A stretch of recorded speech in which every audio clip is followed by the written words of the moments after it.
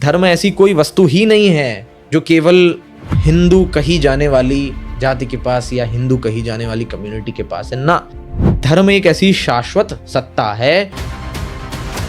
धर्म वो सत्य है जो हर जगह कार्य कर रहा है, जो आपकी चेतना का सत्य है, जो आपके उद्देश्य का सत्य है, जो आपके अध्यात्म का सत्य है, वो धर्म है। जैसे सत्य की कभी पराजय नहीं होती, लेकिन सत्यवादी की पराजय तो होती है, सत्य बोलने वाले की पराजय तो होती है। तो जब भी हम कहते हैं सत्य में हो जाते, फिर कहते हैं देखो इसने सच बोला और ये हार गया, तो सच नहीं हारा है। सच तो ऑलवेज विन करता है। सच को बोलने वाला हार या जीत सकता है। यदि इस धरती पर उस धर्म को मानने वाला एक भी व्यक्ति यदि इस सृष्टि पर न रहे, इवन इस सृष्टि पर कोई मनुष्य ही न रहे, तब भी धर्म तो रहेगा। धर्म का अर्थ है वो शाश्वत सिद्धांत। जब भी ये कहा जाता है आप धर्म की रक्षा करिए, तो इसका अर्थ यही होता है कि धर्म की स्वीकार्यता की रक्षा करनी है, समाज में धर्म की स्वीकार्यता बनी रहे। तो जब हम ये समझ लेंगे और इस दृष्टि से हम हमारे उपनिषदों को पढ़ेंगे, वेदों को पढ़ेंगे, तब हम कुछ समझ पाएंगे कि धर्म क्या है।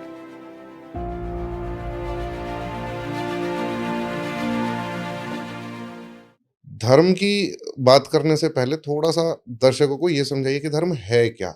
क्योंकि धर्म का जो मेरे लिए धर्म कुछ है, आपके लिए हो सकता है कुछ और हो, किसी और के लिए धर्म कुछ और है, या फिर हम सभी का धर्म एक है। अब इसमें धर्म क्या सिर्फ हिंदुओं का होता है, या फिर धर्म अगर हम मजहब की बात करें तो उनका धर्म क्या है, हम और अब्राहमिक रिलीजन्स की बात करें तो उनका धर्म क्या है, ये सब एक हैं या अलग अलग हैं?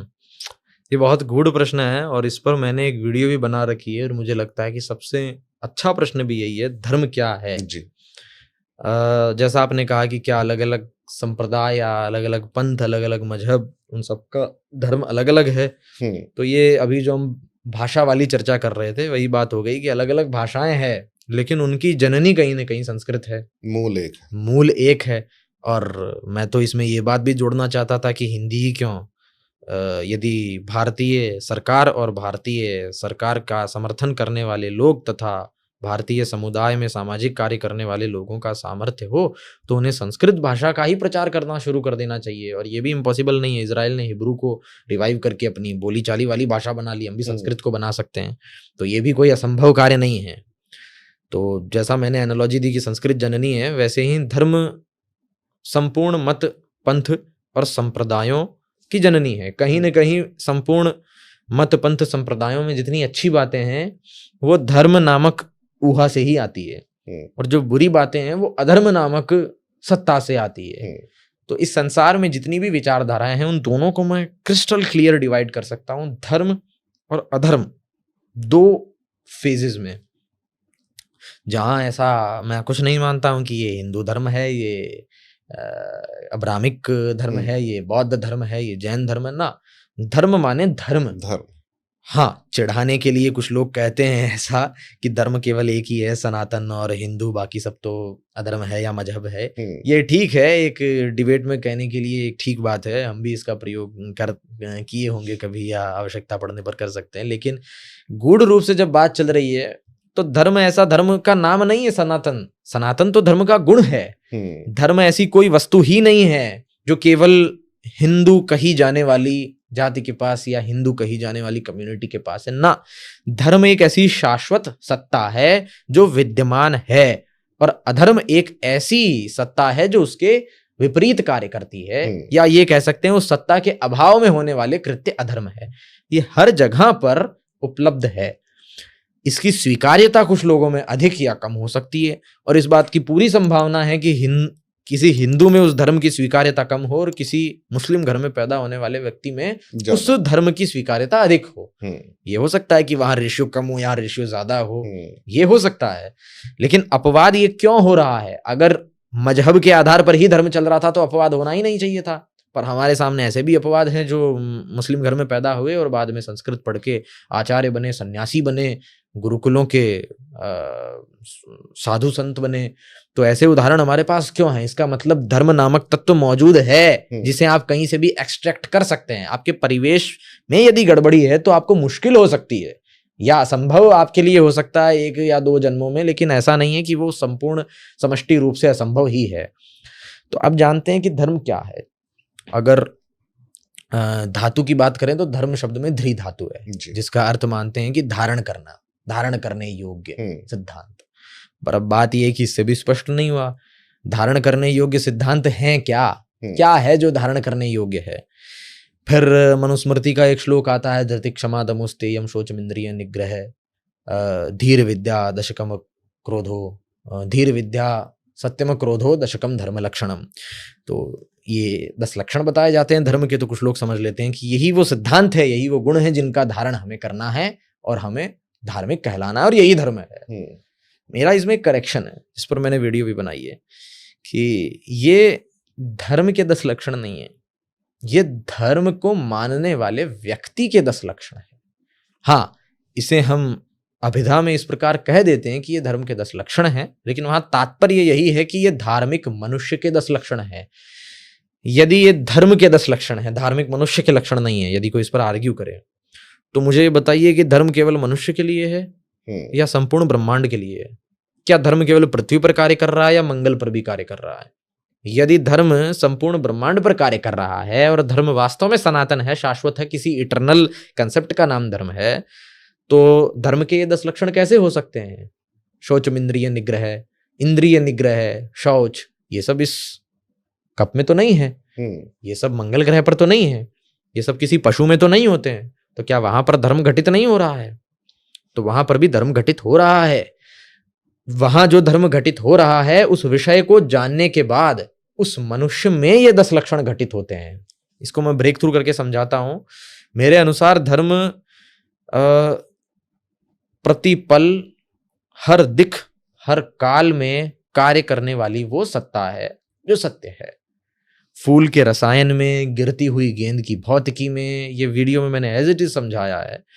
हमारी स्किन के भीतर काम कर रही बायोलॉजी में, नियम के भी पीछे काम कर रहे नियमों का अल्टीमेट ट्रुथ है धर्म।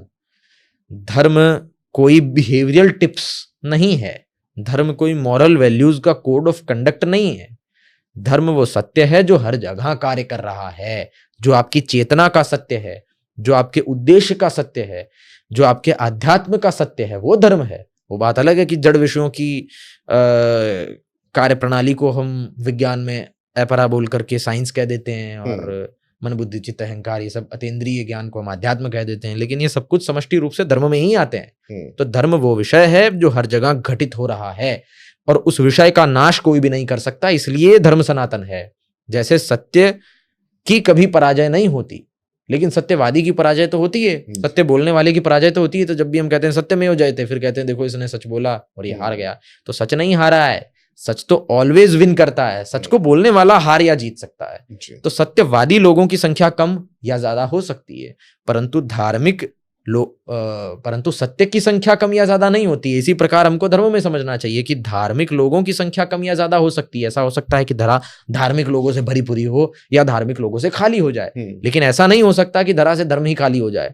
यदि इस धरती पर उस धर्म को, हिंदू मुस्लिम ये सब छोड़ दीजिए, जिस धर्म की बात मैं कर रहा हूं, जो वेदोक्त धर्म है, जो वेदों में भी जिसका उपदेश किया, उपनिषद में भी जिसका उपदेश किया है, या इसको एक कंसेप्ट की तरह समझ लीजिए, उस धर्म को मानने वाला एक भी व्यक्ति यदि इस सृष्टि पर न रहे, इवन इस सृष्टि पर कोई मनुष्य ही न रहे, तब भी धर्म तो रहेगा। धर्म का अर्थ है वो शाश्वत सिद्धांत, वो भौतिकी, वो रसायन जो अल्टीमेट नेचर को डिस्क्राइब करता है, एक्सप्लेन करने की कोशिश करता है, परंतु डिस्क्रिप्शन दे पाता है। ये उस सिद्धांत का संकलन है धर्म। अब उस धर्म विषय को जो जान लेता है, बड़ी गहराई से समझिएगा, उस धर्म नामक विषय को जो जान लेता है, उस विषय के प्रज्ञा चक्षु, उस मनुष्य के प्रज्ञा चक्षु खुल जाते हैं, और वो अपने आप में उन धर्म के 10 लक्षणों को परिलक्षित करने लगता है। हम जितने भी ऋषि मुनि देखते हैं, श्री राम, श्री कृष्ण या अन्य और जितने महापुरुष देखते हैं, जितने मान्यता में जितने अवतार हैं, उन्हें देखते हैं, तो उनके बारे में यही कहा जाता है कि उन्होंने धर्म को जाना, या वो धर्म को जानते थे, वो धर्मज्ञ थे, वो मर्मज्ञ थे, वो धर्म के मर्म को जानते थे। तो ऐसा नहीं है कि वो खुद उनमें से खुद में से धर्म घटित हो रहा था। धर्म कहीं बाहर है, भीतर है, हर और है, सर्वव्यापक है। उस धर्म को जानने के बाद उस मनुष्य में वो 10 लक्षण घटित हो रहे हैं, जिससे हम पहचान सकते हैं कि अच्छा ये धार्मिक है कि नहीं है। तो यानी धर्म नामक इस गूढ़ विषय को जानने के बाद कि इसकी रचना कैसे हुई है, इसका कारण क्या है, ईश्वर ने ये सृष्टि क्यों बनाई, इन सब गूढ़ विषयों को जानने के बाद मनुष्य का मन शायद इतना निश्चल हो जाता है कि उसमें ये शौचम इंद्रिय निग्रह, धीर विद्या, सत्यम क्रोधो, दशकम धर्म लक्षणम, ये 10 लक्षण उत्पन्न होने लगते हैं। इसका अर्थ ये नहीं है कि धर्म के ये 10 लक्षण है। तो हमें ये जान लेना चाहिए कि धर्म सनातन क्यों है, सत्य सनातन क्यों है, धर्म शाश्वत और पुरातन क्यों है। धर्म अनादिकाल से चला आ रहा है और हमेशा चलता रहेगा। हमें धर्म की आवश्यकता नहीं करनी है, हमें धार्मिक लोगों की आवश्यकता करनी है। जब भी ये कहा जाता है आप धर्म की रक्षा करिए, तो इसका अर्थ यही होता है कि धर्म की स्वीकार्यता की रक्षा करनी है, समाज में धर्म की स्वीकार्यता बनी रहे, ये है धर्म की रक्षा का अर्थ। ये नहीं है कि हम धर्म नामक विषय को बचा लेंगे। तो जब हम ये समझ लेंगे और इस दृष्टि से हम हमारे उपनिषदों को पढ़ेंगे, वेदों को पढ़ेंगे, तब हम कुछ समझ पाएंगे कि धर्म क्या है। बिल्कुल। अब बहुत से लोग हैं वो जो आपने कहा कि धारण करने योग्य जो है वो धर्म है। बहुत से लोग हैं जो इस पे बड़ा कमेंट करते हैं। 1-2 पहले पॉडकास्ट मैंने इस विषय पर किए हैं और वो कमेंट करते हैं कि यदि कोई व्यक्ति AK-47 धारण कर ले और जा करके निर्दोष व्यक्तियों की हत्या कर दे तो वो भी उनका धर्म है क्योंकि उसने उसको धारण किया है। इस विषय में क्या कहेंगे? ये तो बड़ा मूर्खतापूर्ण प्रश्न है कि ऐसा कैसे लोग समझ लेते हैं कि धारण मतलब किसी भी चीज को धारण नहीं कर लेना। आपने सांप को धारण कर लिया गले में तो वो धर्म हो गया, ऐसा नहीं है। धारण करने योग्य तत्वों को धारण करना धर्म है।